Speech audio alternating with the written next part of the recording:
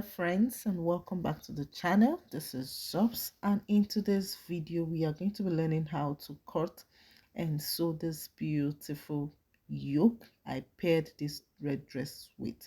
So first we'll need our upper bodice pattern, and from our upper bodice pattern you come down by 2 inches or 3 inches from the armhole and make a straight line.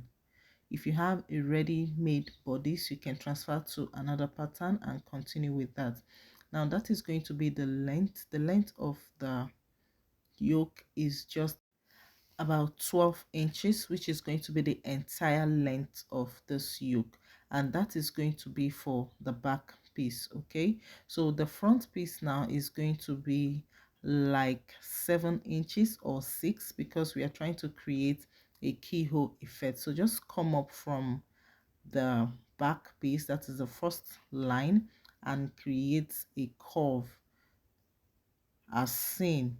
Now we are going to be cutting out the excess, which is no longer needed. The straight line serves for the back length, while the curved line is going to serve for the front length. So when we are transferring this to the fabric, ensure to add your zipper allowance. Okay, so this is the actual pattern I'll be using. I used the smaller one to illustrate.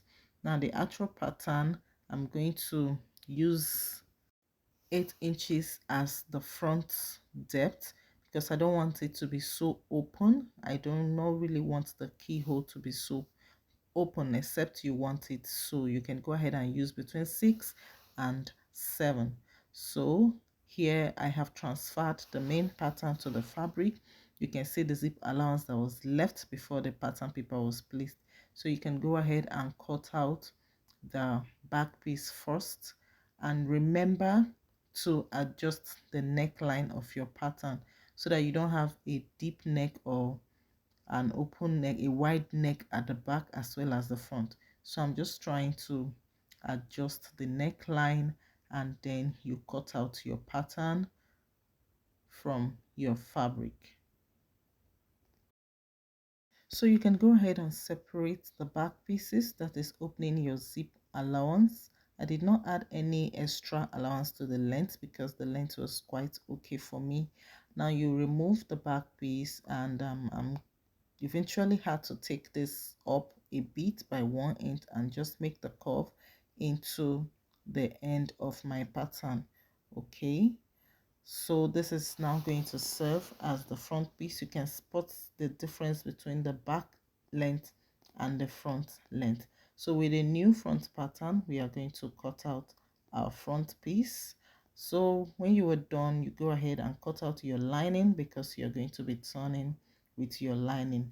I actually want this to be a turtleneck, but at the end of the day, I just didn't like the turtleneck anymore, so I had to make it my favorite neckline, which was a keno or boot neckline.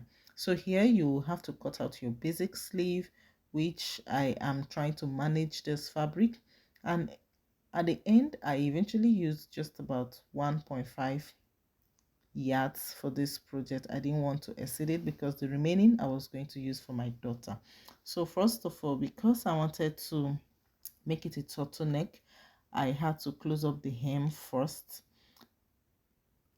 and after closing the hem, make sure you make your notches, because you have a curved line there, so that it will relax very well. You do the same thing for the back.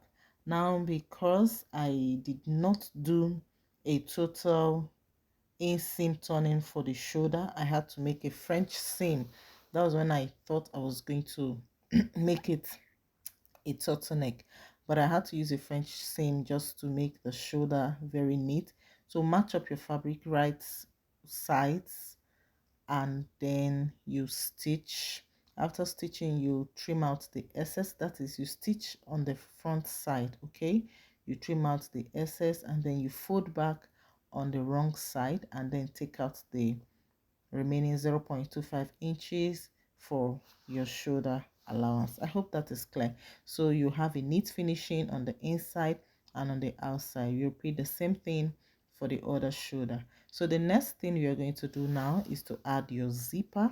I've changed my zipper to my zipper foot, and it's best you use an open and close zip so that you can easily open up the zip and wear the yoke. So you hem your sleeve and then add your elastic if you want to. If you do not need the elastic, you can just leave it that way. So you match up the sleeve to the armhole of your dress, and then you stitch it down and shape it as seen. It's a very simple and easy tutorial. So when you are done, this is what you should have. So friends, thank you for watching, and if you are yet to subscribe to this channel, kindly do so. Hit the like button, subscribe, and turn on the notification bell. So this is me. I've had this red dress for some time, but with this yoke, it's actually turned out to be so gorgeous and so beautiful. All right guys, take care till we see another time.